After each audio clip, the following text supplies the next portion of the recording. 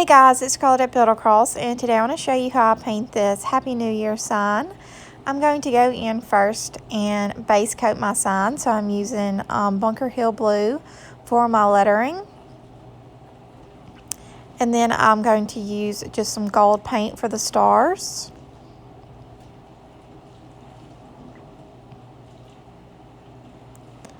Next, I'm going to go in with another sponge brush and Savannah Mist, and I'm going to use that to use kind of like a distress outline on all of my letters.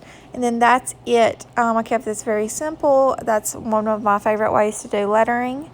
So I hope you guys enjoyed this video and have a great day.